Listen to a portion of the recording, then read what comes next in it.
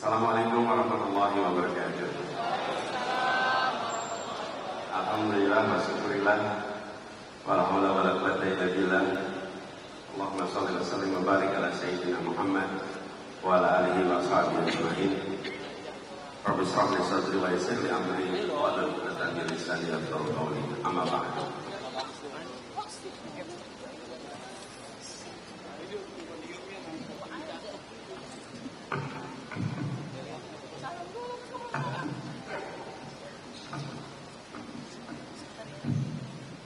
Yang saya hormati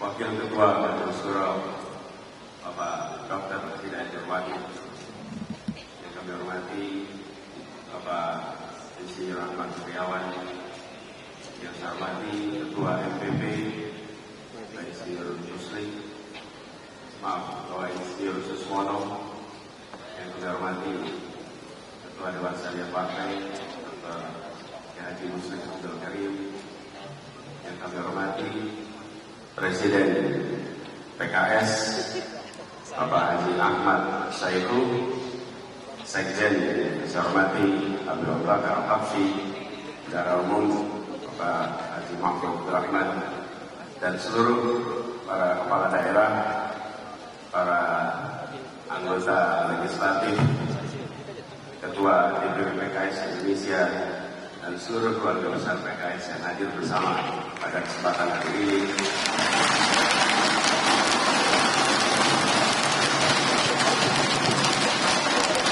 Sungguh berbahagia sekali hari ini kita bersama-sama hadir dalam sebuah kick-off kampanye nasional PKS.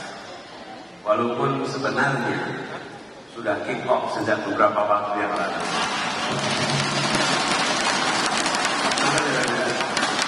PKS sudah keliling, sudah bergerak, mesinnya udah panas ini. Mesinnya udah panas ini. Jadi kalau pemanasan udah panas, tinggal masukin persenan satu dan langsung melaju dengan cepat.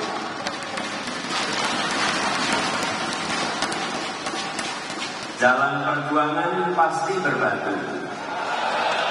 Amin. Sebab menang menanti di ujung jalan. Ikhtiar berjuang, amin nomor 1. Bersama PKS nomor 8 dan menang.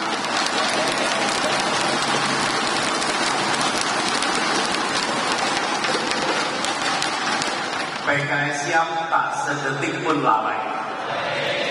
Karena pekan depan kampanye dimulai. 15% yakin terlampaui, karena PKS amin saling membersamai.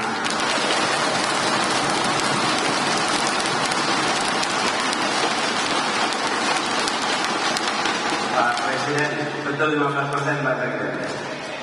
Kelihatannya terlampaui.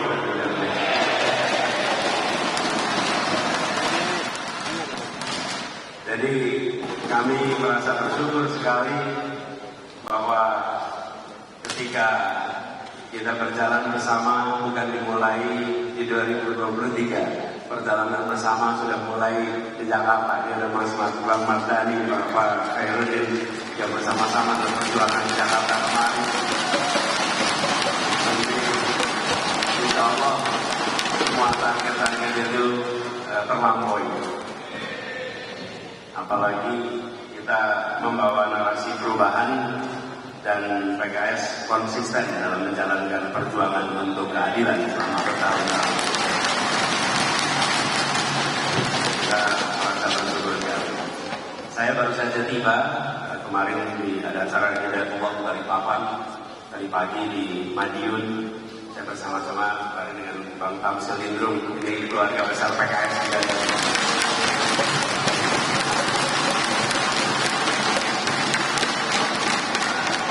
Keluarga besar Hidayatullah juga.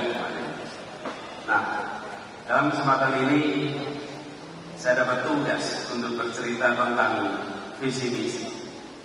Jadi kami akan sampaikan beberapa hal dasar terkait apa yang menjadi agenda kita. Walaupun saya yakin sebenarnya semua para pimpinan, anggota legislatif, calon anggota legislatif sudah selama ini juga berkecimpung di tema yang sama. Jadi izinkan saya menyampaikan secara ringkas saja, secara terstruktur apa yang menjadi agenda bagi perjuangan kita bersama ke depan. Ini adalah sebuah ikhtiar untuk melakukan perubahan, dan kita sering menemukan pertanyaan tentang kenapa harus ada perubahan. Saya rasa ketika kita bicara perubahan yang menyangkut rumah tangga, yang menyangkut kondisi perekonomian, bagi sebagian yang sudah merasakan nikmatnya pembangunan, perubahan itu seperti sesuatu yang tidak diinginkan. Karena perubahan itu seakan-akan hanya jadi agenda yang belum dapat, agenda yang termarginalkan. Tapi beberapa minggu ini kita menyaksikan kondisi kenegaraan yang mengalami keunikan-keunikan baru. Dan keunikan-keunikan baru itu membuat mereka yang sudah merasakan manfaat pembangunan mulai berpikir, ya betul, memang kita perlu perubahan di negeri ini.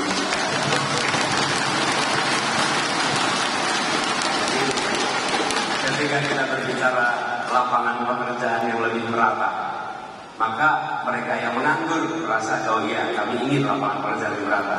Tapi mereka yang sudah kerja, kami pekerjaannya nyaman. Kita bicara tentang kebutuhan pokok yang lebih terjangkau, mereka yang makmur, yang mampu menjangkau, nah itu bukan hal yang kami merasa penting. Begitu juga dengan kesehatan, bicara tentang kesehatan pendidikan.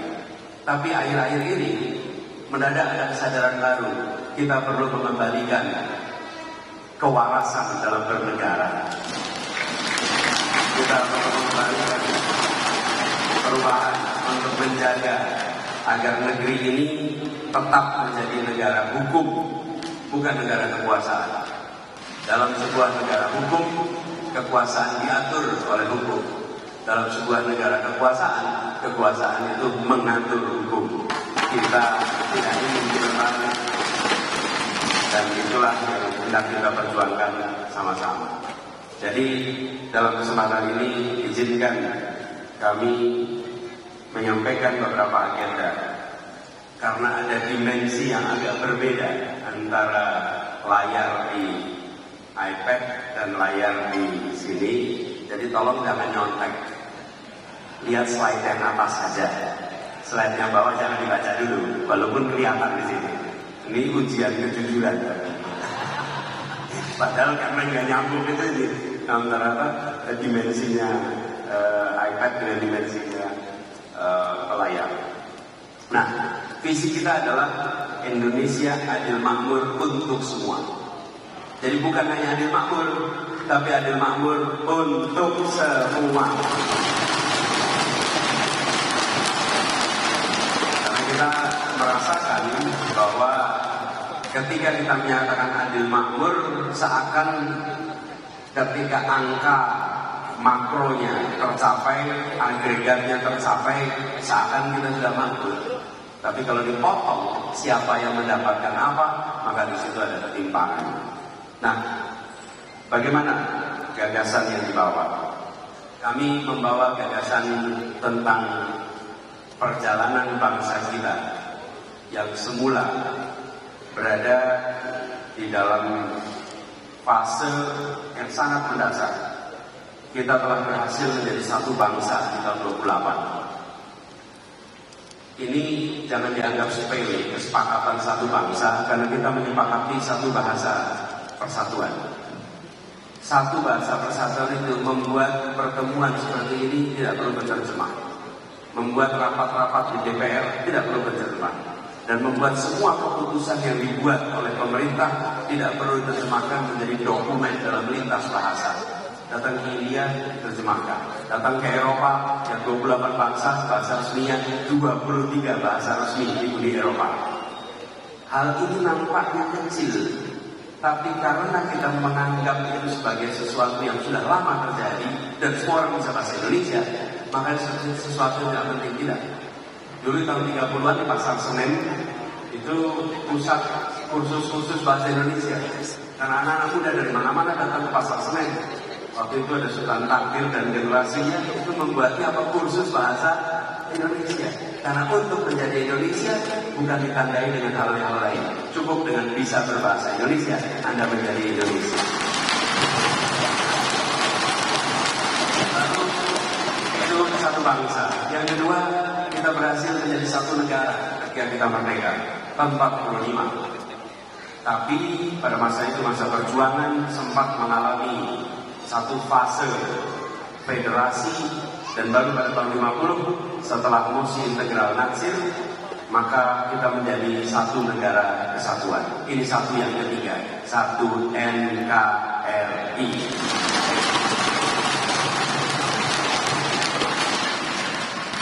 Lalu satu yang keempat adalah satu tanah air tahun 57.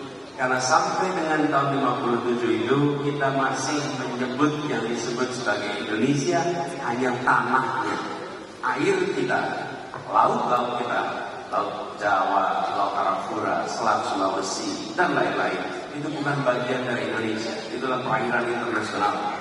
Dimulailah kawasan Nusantara dengan deklarasi Juanda, tapi baru diakui dunia tahun 82, 25 tahun perjuangan, dan yang memperjuangkan, ya betul kalau Banjabar tepuk tangan boleh Banjabar tepuk tangan. Yang memperjuangkan itu yang mendeklarasikan Juanda, orang dari Tasik, yang mengikhtiarkannya Utara Kusuma Atmaja, itu juga dari Banjabar, jadi tidak aneh kalau Banjabar tepuk tangan. Nah, tahun 82 kita baru diakui dunia sebagai satu tanah air. Nah, sekarang PR kita yang kita emban misinya tadi, Indonesia adil makmur untuk semua, karena kita ingin nantinya menghadirkan satu kemakmuran bagi seluruh rakyat.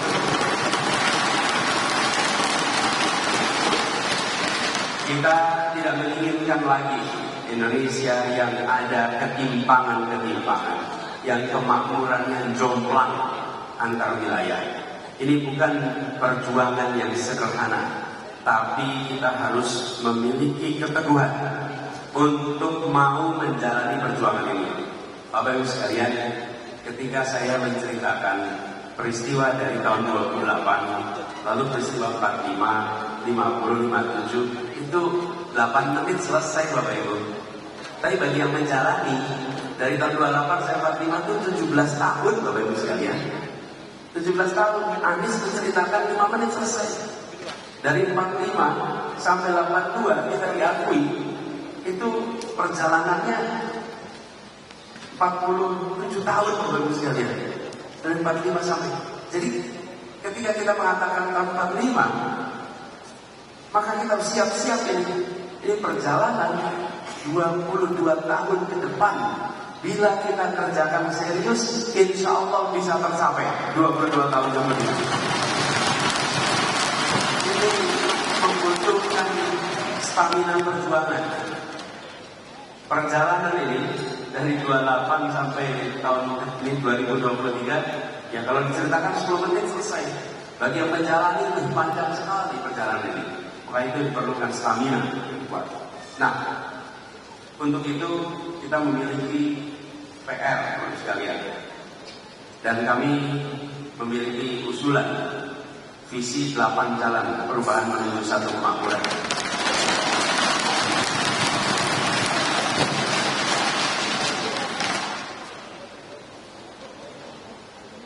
Oke. Terima kasih sudah disesuaikan ukuran ini.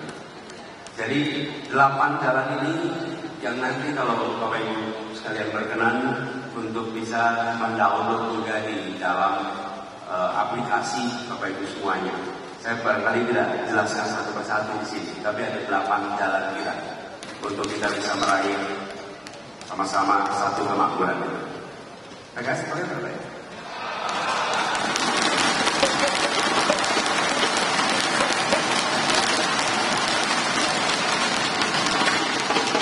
Tanya aja sih.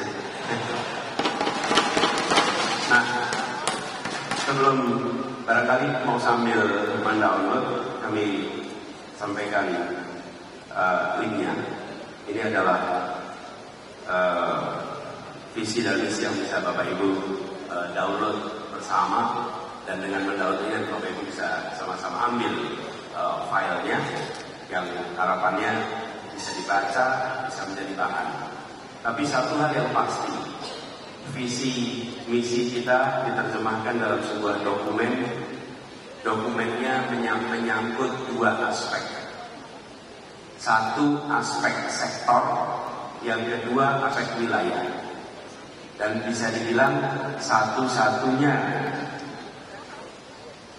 dokumen visi misi yang menjelaskan rencana ke depan dengan pendekatan sektoral. Hanya visi misi yang kita butuh.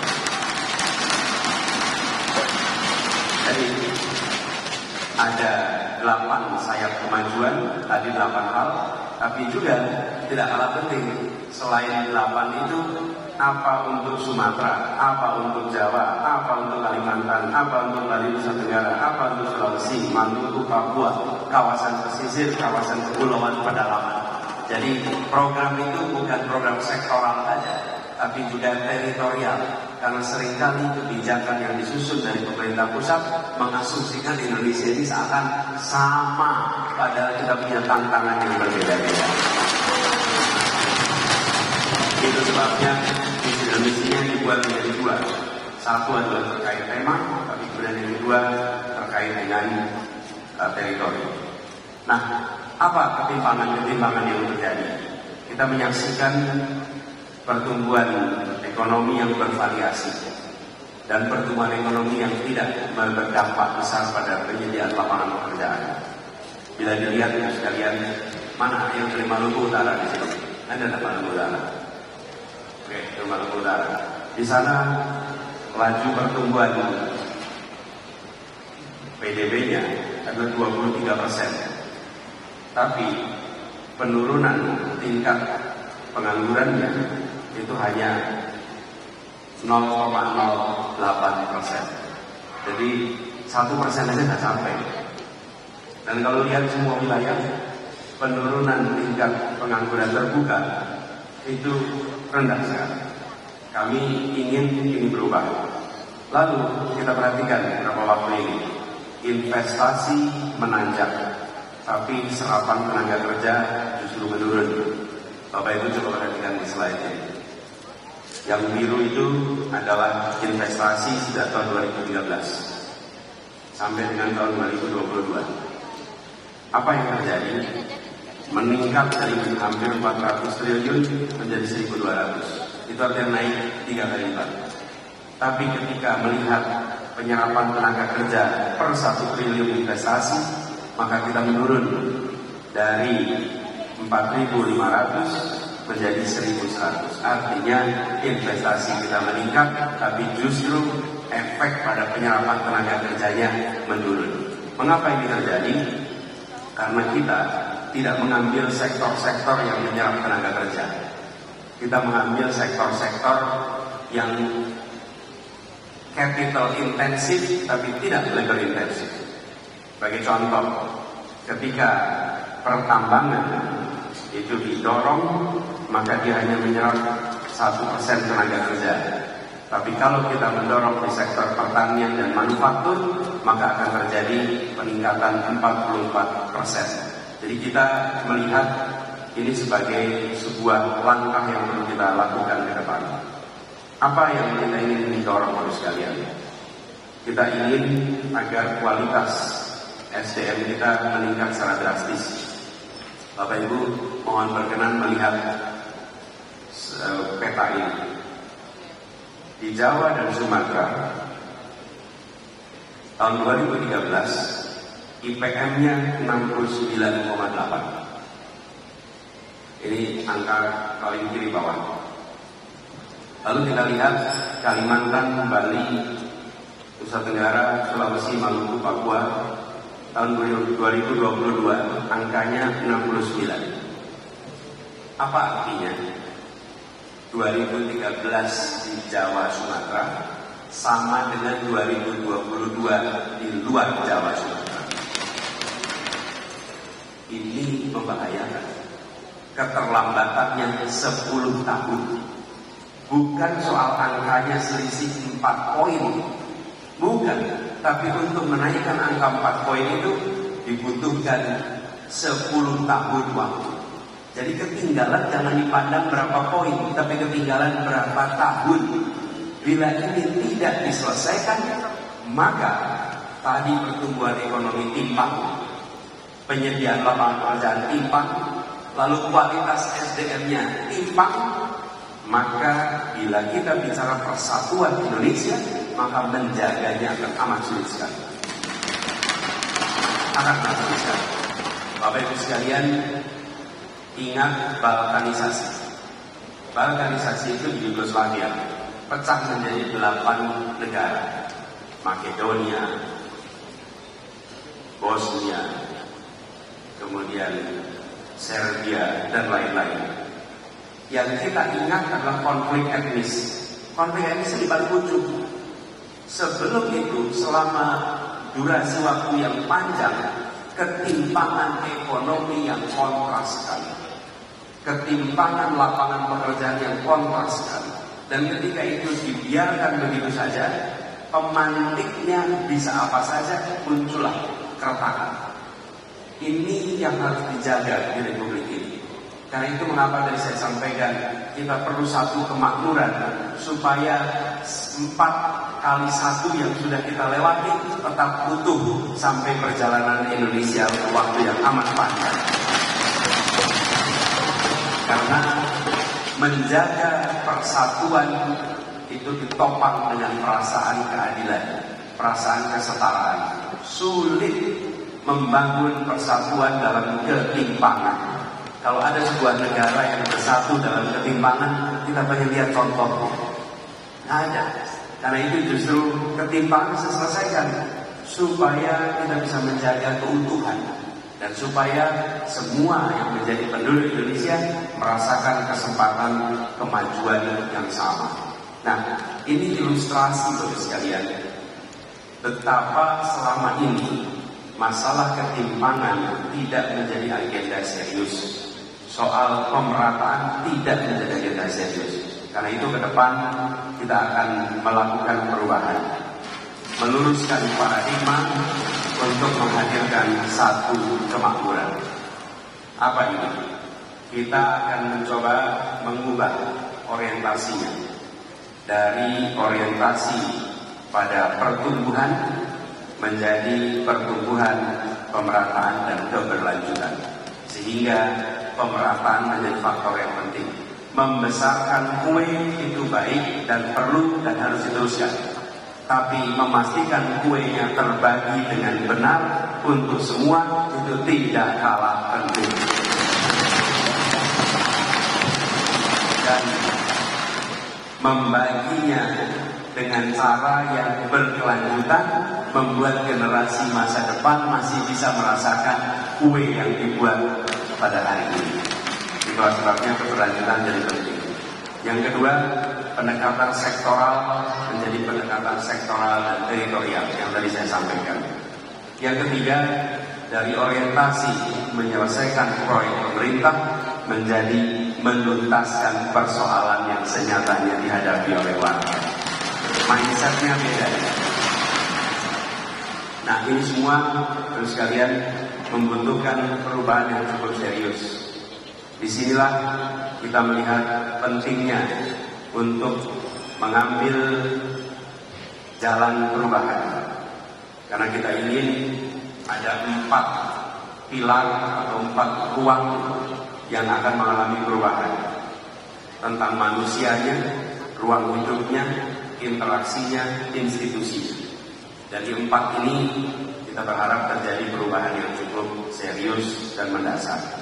Lalu sekalian kami hormati, ini semua adalah bagian dari ikhtiar kita untuk melakukan perubahan terkait dengan bagaimana memperatakan. Lalu yang tidak kalah penting, kita ingin mengembalikan peran koperasi sebagai salah satu sosok guru perekonomian Indonesia.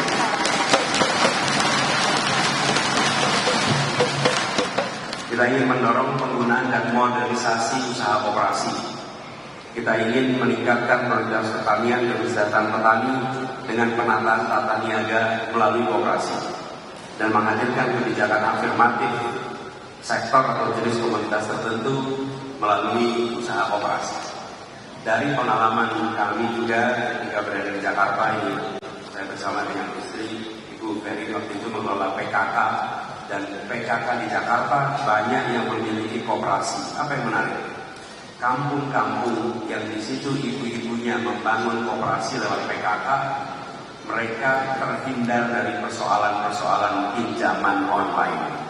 Tapi mereka yang tidak punya koperasi rata-rata bisa terjebak dengan mudah dengan pinjaman online karena mereka tidak punya infrastruktur penopang bagi mereka. Jadi koperasi ini khususnya di kawasan pertanian menjadi kebutuhan yang sangat urgen. Bahkan kalau kita saksikan di sekitar Bandung, di situ kita menyaksikan banyak sekali kegiatan-kegiatan peternakan yang berbasis koperasi yang bila didukung dengan serius dan bukan dikelola oleh pemerintah, tapi dikelola oleh rakyat, tapi negara memfasilitasi, insya Allah koperasi-koperasi itu akan bisa maju berkembang sebagaimana kita berharap. Bahkan kami mencoba membuat terobosan ketika kampung akuarium itu dibangun kembali setelah digusur paksa di tahun 2016. Tahun 2022 terbangun kembali. Apa yang terjadi? Dulu kalau pemerintah membangun sebuah komplek rumah susun, maka pemerintah akan membentuk UPT. UPT-nya ada di situ, lalu UPT ini akan bekerja merawat gedungnya, menerima setoran yang sewa, dan semuanya dikerjakan oleh negara. Mulai dari kampung akuarium kita membuat sebuah eksperimen di mana negara bekerja sama dengan koperasi. Siapa anggota koperasinya? Semua yang tinggal dalam komplek kampung susun ini harus menjadi anggota koperasi. Koperasi itu yang merawat gedungnya, koperasi itu yang menjaga seluruh aktivitas, dan koperasi itu pula yang mengatur aktivitas di dalam kompleks rumah atau kampung susun akuarium. Negara hadir dengan memberikan kepercayaan kepada rakyat melalui koperasi untuk mengelola kegiatan yang ada di tempat itu. Ini pertama kali terjadi, dan kemudian ketika kita membangun juga komplek rumah atau kampung susun di bekas warga Bukit Duri, pendekatannya juga dengan koperasi. Dan kami sering sampaikan, mereka-mereka yang tinggal di sana bisa saja secara sosial ekonomi masih rendah, tapi bukan berarti komitmen kejujuran mereka rendah, bukan berarti komitmen kerja mereka rendah. Justru mereka memiliki kemampuan untuk bekerja bersama, kemampuan untuk bisa mandiri, dan disiapkan institusi koperasi, negara bisa membantu lewat institusi koperasi. Jadi ini bukan sesuatu yang baru mau dikerjakan. Ini sudah dilaksanakan, tapi kita berharap bisa mengembangkan bukan saja untuk pengelolaan sebuah rumah atau komplek perumahan, tapi juga untuk aktivitas-aktivitas yang lain. Ini adalah satu ikhtiar kita bagaimana membuat kerjasama, kolaborasi di tingkat masyarakat melalui institusi koperasi akan bisa kita hidupkan kembali. Bapak Ibu sekalian saya hormati, dari apa yang kami sampaikan masih banyak sekali aspek yang sesungguhnya menjadi perhatian kita. Kalau kita perhatikan di sini ada begitu banyak aspek yang kita hendak bahas. Waktu tidak memungkinkan untuk membahas semuanya. Tapi kami ingin sampaikan sekalian dalam kesempatan ini bahwa penyusunan kebijakan harus mendasarkan kepada ideologi. Bila kebijakan di level nasional tanpa ideologi, maka KL, kementerian, lembaga akan bergerak tanpa arah. Mereka akan bergerak dengan arahnya sendiri-sendiri. Dan kemudian pemerintah, provinsi, kabupaten, kota akan bergerak dengan jalannya sendiri-sendiri. Kenapa? Karena tidak ada garis ideologi yang diterapkan dari tingkat pimpinan nasional. Saya sering sampaikan dalam pertemuan-pertemuan, bila kita memimpin 20 orang, maka kita beri tugas setiap orang, tugasnya A, B, C, D, 20 orang. Bila kita memimpin 200 orang, maka kita memimpin dengan membangun struktur organisasi, dengan membangun SOP, dengan menerapkan target. Tapi kalau memimpin 200.000 orang atau 200 juta orang, maka memimpin yang menggunakan nilai dan ideologi. Karena dari situ kemudian diturunkan menjadi struktur organisasi, diturunkan menjadi kegiatan, dan diturunkan menjadi tugas-tugas. Ini yang hendak kita pegang. Apa ideologi yang kita ingin pegang? Kita ingin mengembalikan pada tujuan awal Republik ini. Republik ini didirikan untuk sebuah tujuan akhir yang tegas, yaitu menghadirkan keadilan sosial bagi seluruh rakyat Indonesia.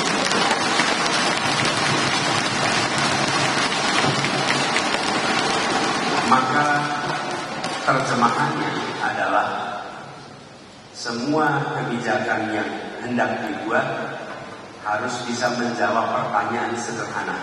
Apakah kebijakan ini membantu menghadirkan rasa keadilan?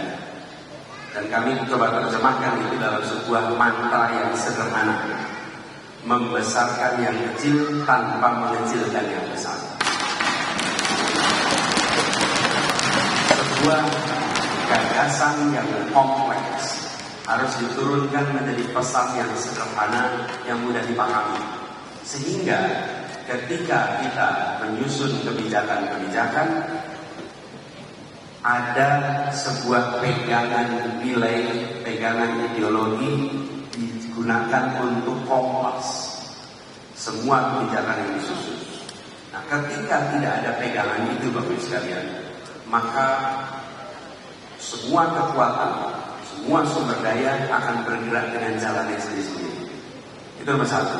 Yang kedua, kami berencana untuk menurunkan, insyaallah bila amanah itu diberikan, maka diturunkan yang menjadi garis kebijakan nasional menjadi arah bagi tiap-tiap wilayah. Hari ini kita yang bertugas di daerah, saya pernah merasakan bertugas di eksekutif pemerintah pusat dan kemudian bertugas di eksekutif pemerintah daerah. Pak Aher juga pernah merasakan kita memimpin daerah. Apa yang terjadi?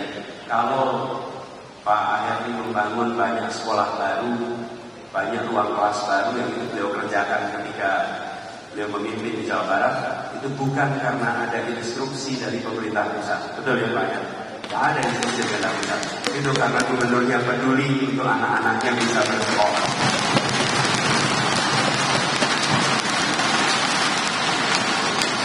Jadi kalau ditanya kenapa Pak Aher membuat itu, bukan karena guideline dari pusat, tapi karena gubernurnya peduli. Jadi bila ada kepala daerah, wali kota, bupati, gubernur memikirkan kesehatan ibu hamil, memikirkan tentang bagaimana mengenalkan kematian ibu melahirkan, itu karena dia peduli, bukan karena ada guideline dari pusat. Kita harus mengubah ini, bahwa apa yang menjadi orientasi untuk menghadirkan keadilan, untuk memberikan kemakmuran yang merata, diturunkan menjadi target-target yang tiap provinsi, kabupaten, kota memiliki secara spesifik satu-satu.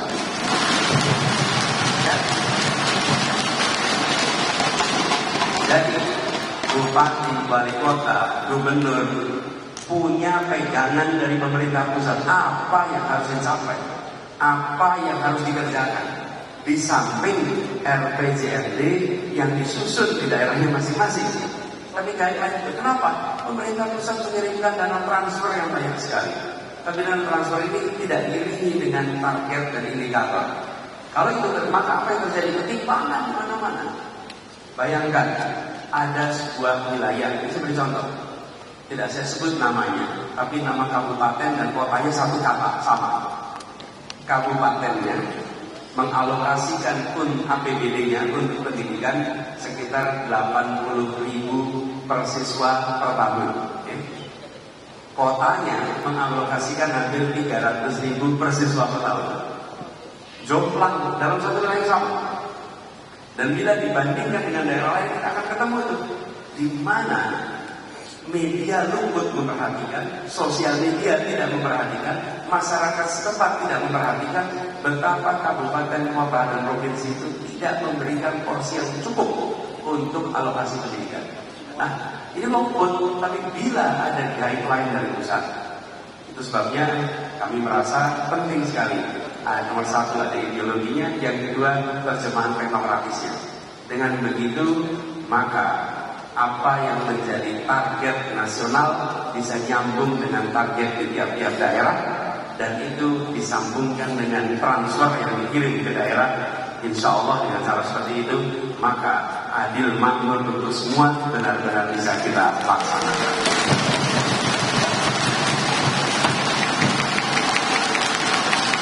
Yang ketiga adalah sistem delivery, Bapak Ibu sekalian.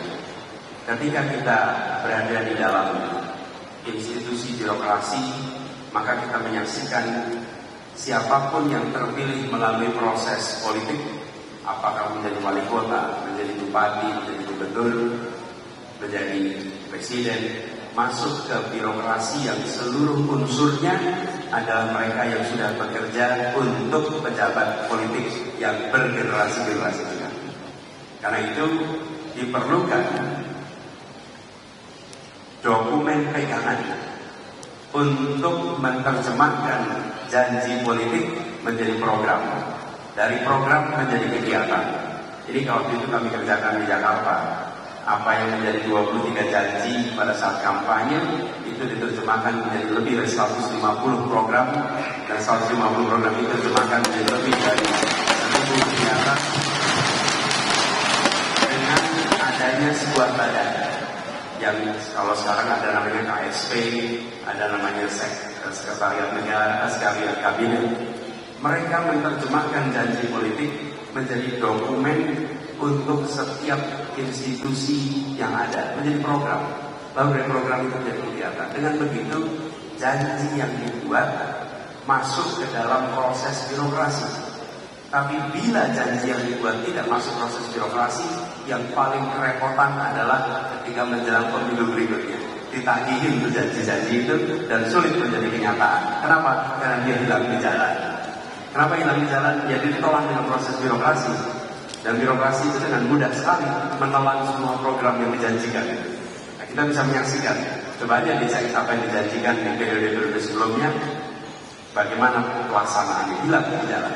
Nah ini yang insya Allah hal ketiga yang kita lakukan sama-sama untuk memastikan bahwa apa yang menjadi komitmen nantinya bisa menjadi kenyataan bagi seluruh rakyat Indonesia. Insya Allah amin. Lalu sekalian kami hormati, ini adalah garis besar program, lalu terkait dengan materi untuk kita berdiskusi bersama.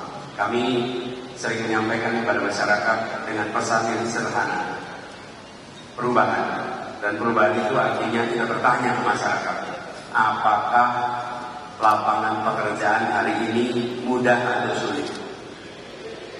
Kalau jawabnya sulit, pertanyaan berikutnya, apakah mau diteruskan? Jadi perlunya apa? Amin.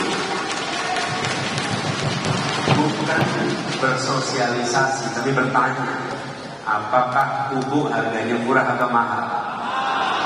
Sulit atau mudah? Mau diteruskan?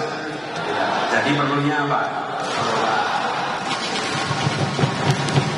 Kami sampaikan, mungkin kami tidak bisa menyelesaikan seluruh masalah, tapi yang pasti kami akan melakukan perubahan untuk perbaikan yang saat ini sekarang ada. Demikian Bapak sekalian, sebagai pengantar atas apa yang kami jadikan sebagai visi, mudah-mudahan menjadi bekal bagi kita semua. Sekaligus saya menyampaikan terima kasih. Terima kasih kepada semua yang telah mengambil pilihan untuk berjuang, meneruskan tradisi perjuangan yang sudah ada di PKS sejak lama. Dan ketika kita bicara tentang keadilan, ngobrol dengan buruh, maka pasti jawabnya PKS yang paling menemani dalam perjuangan untuk keadilan.